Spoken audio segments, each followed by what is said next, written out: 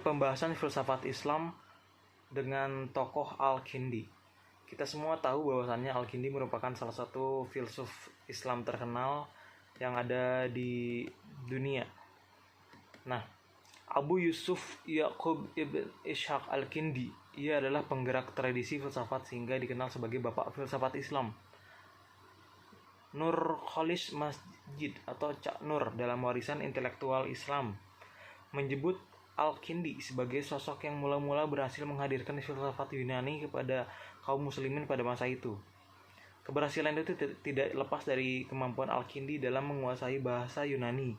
Kemampuan itu juga yang membuatnya dengan mudah menerjemahkan karya-karya filsuf Yunani ke dalam bahasa Arab.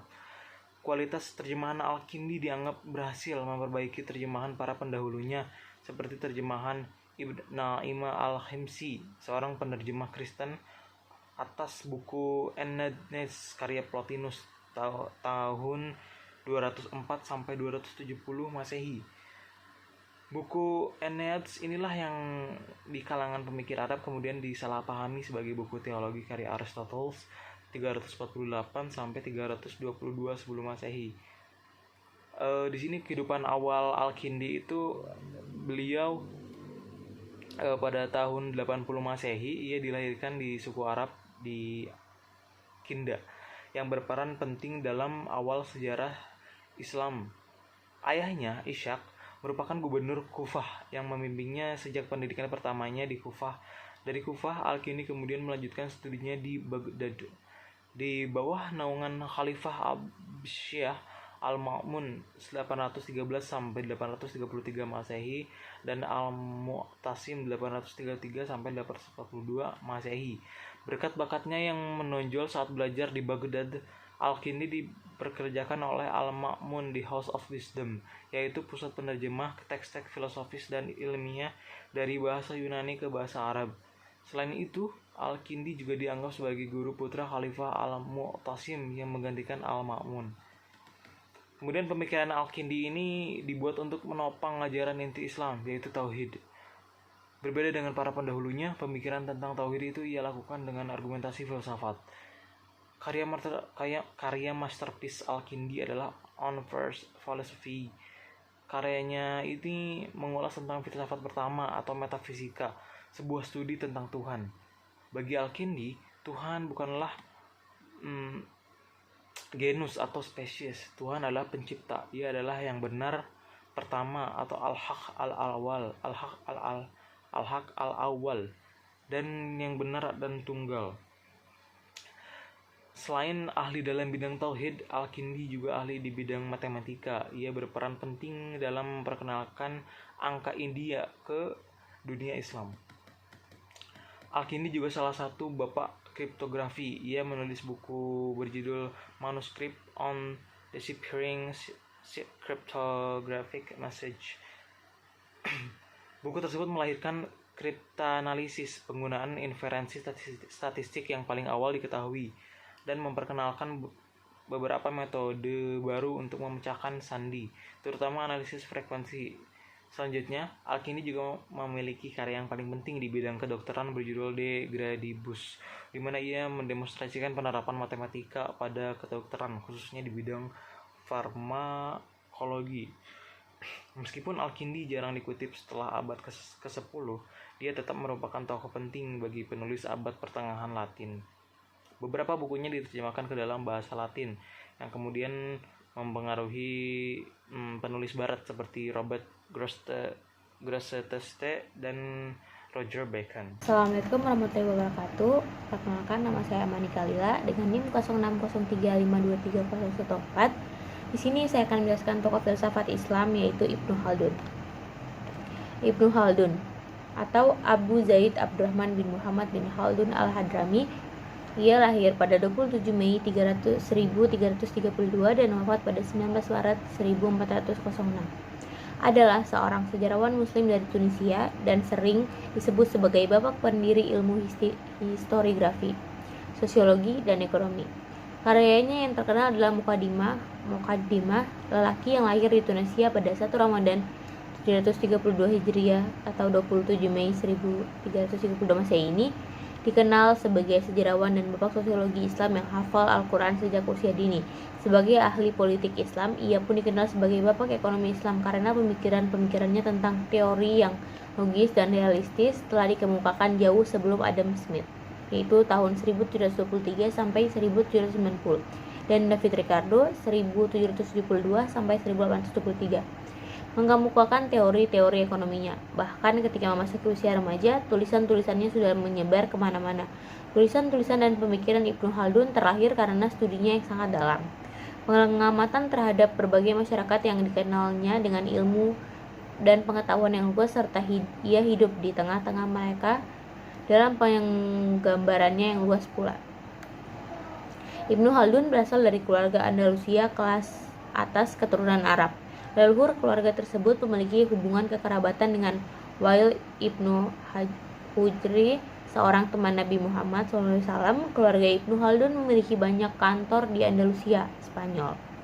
Kemudian berimigrasi ke Tunisia setelah jatuhnya Sevilla ke Reconquista pada tahun 1248. Di bawah pemerintahan dinasti Hafiziyun, beberapa keluarga memegang jabatan politik, namun ayah dan kakek Ibnu Khaldun menarik diri dari kehidupan politik dan bergabung dalam tatanan mistis. Saudaranya Yahya Khaldun juga seorang sejarawan yang menulis sebuah buku tentang dinasti Abdul Walid, dan ia dibunuh oleh saingannya, yakni seorang ahli historiografi. Dalam autobiografinya, Ibnu Khaldun menelusuri keturunannya hingga masa Nabi Muhammad SAW melalui suku Arab dari Yaman, khususnya Hadramaut, yang datang ke semenanjung Liberia pada abad ke-8 pada awal penaklukan Islam. Dengan kata-katanya sendiri dan keturunan kita berasal dari Hadramaut, dari orang-orang Arab Yaman melalui Walid ibnu Hujri yang juga dikenal sebagai Hujri bin Adi, dari orang-orang Arab terbaik, terkenal dan dihormati. Karya Ibnu Khaldun.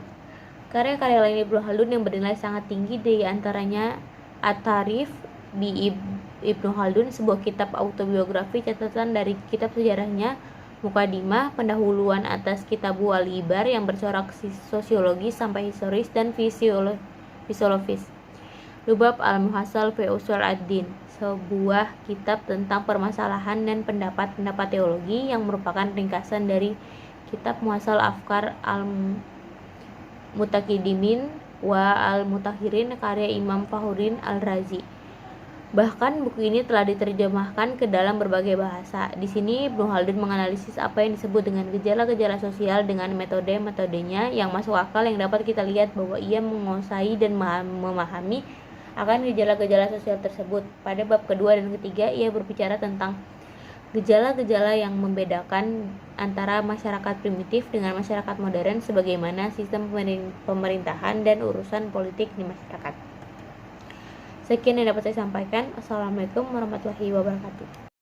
Assalamualaikum warahmatullahi wabarakatuh. Perkenalkan, nama saya Antasen Agung Sasongkojati dengan NIM 0603523016. Al-Ghazali. Nama lengkapnya adalah Abu Hamid Muhammad bin Muhammad bin Taus At-Tusi Asy-Syafi'i Al-Ghazali. Secara singkat dipanggil Al-Ghazali atau Abu Hamid Al-Ghazali, dan mendapat gelar Imam Besar Abu Hamid Al-Ghazali Hujatul Islam. Namanya kadang diucapkan Ghazali II, artinya tukang pintal benang, karena pekerjaan ayah beliau adalah tukang pintal benang wol. Sedang yang lazim ialah Ghazali. Diambil dari kata Ghazalah, nama kampung kelahirannya. Beliau lahir di Tus, Khurasan, Iran, dekat Masyhad sekarang. Pada tahun 450 Hijriah atau 1058 Masehi, beliau dan saudaranya Ahmad ditinggal yatim pada usia dini. Pendidikannya dimulai di Tus, lalu Al-Ghazali pergi ke Jurjan. Pada masa kecilnya, Al-Ghazali mempelajari ilmu fikih di negerinya sendiri pada Syekh Ahmad bin Muhammad Ar-Raziqamini. Kemudian pergi ke negeri Jurjan dan belajar pada Imam Alin al-Nasar al-Ismaili. Setelah mempelajari beberapa ilmu di negeri tersebut, berangkatlah Al-Ghazali ke negeri Nisapur dan belajar pada Imam al-Haramain. Di sanalah mulai kelihatan tanda-tanda ketajaman otaknya yang luar biasa dan dapat menguasai beberapa ilmu pengetahuan pokok pada masa itu, seperti ilmu mantik atau logika, filsafat, dan fikih mazhab Syafi'i. Setelah Imam Al-Haramain wafat, lalu Al-Ghazali berangkat ke Al-Askar, mengunjungi Menteri Nizamul Mulk dari pemerintahan dinasti Saljuk. Beliau disambut dengan kehormatan sebagai seorang ulama besar. Kemudian dipertemukan dengan para alim ulama dan pemuka-pemuka ilmu pengetahuan. Semuanya mengakui akan ketinggian dan keahlian Al-Ghazali. Al-Ghazali telah mengarang sejumlah besar kitab pada waktu mengajar di Baghdad, seperti Al-Basit, Al-Wasit, Al-Wajiz, Al-Kalasah fi ilmil fiqh, seperti juga kitab-kitab Al-Munkil fi ilmil jadr, Mahus Al-Hilaf, Lubab Al-Nadar, Tasin Al-Mahkis, dan Mabadi wal Gayat fi fanil hilaf. Sekalipun mengarang, beliau tidak lupa berpikir dan meliti hal-hal yang di balik hakikat. Beliau tidak ragu-ragu mengikuti ulama yang benar, yang tidak seorang pun berpikir mengenai kekokohan kesahannya atau untuk meneliti sumber pengambilannya. Pada waktu itu beliau juga mempelajari ilmu-ilmu yang lain. Oleh sebab Imam Al-Ghazali telah dilantik menjadi mahaguru di Madrasah Nizmiyah atau sebuah universitas yang didirikan oleh Perdana Menteri di Baghdad pada tahun 484 Hijriah. Kemudian dia dilantik pula sebagai naib kanselor di sana. Ia telah mengembara ke beberapa tempat seperti Mekah, Madinah, Mesir, dan Yerusalem untuk berjumpa dengan ulama-ulama di sana untuk mendalami ilmu pengetahuan yang ada. Dalam pengembaraan, dia menulis kitab Ihya Uhumuddin yang memberi sumbangan besar kepada masyarakat dan pemikiran manusia dalam semua masalah. Terima kasih. Ada Ibnu Sina. Ibnu Sina adalah seorang filsafat Islam. Ibnu Sina juga dikenal sebagai Latin Avicenna, adalah seorang cendekiawan Muslim Persia yang hidup pada abad ke-10 dan 11 Masehi. Dia dikenal sebagai salah satu tokoh paling penting dalam sejarah kedokteran, filsafat, matematika, dan ilmu pengetahuan di dunia Islam. Ibnu Sina lahir pada 980 Masehi di Afsana dekat Bukhara, yang kini termasuk bagian dari Uzbekistan. Sejak dini, Ibnu Sina menunjukkan kecerdasan luar biasa. Dia belajar matematika, filsafat, dan ilmu pengetahuan dari berbagai sumber. Ibnu Sina juga aktif dalam dunia politik. Dia menjadi penasehat pemerintah dan dokter bagi beberapa penguasa dan pemimpin politik di wilayah tersebut. Ibnu Sina sering melakukan perjalanan di seluruh wilayah Timur Tengah dan Asia Tengah dalam peran sebagai penasehat dan dokter.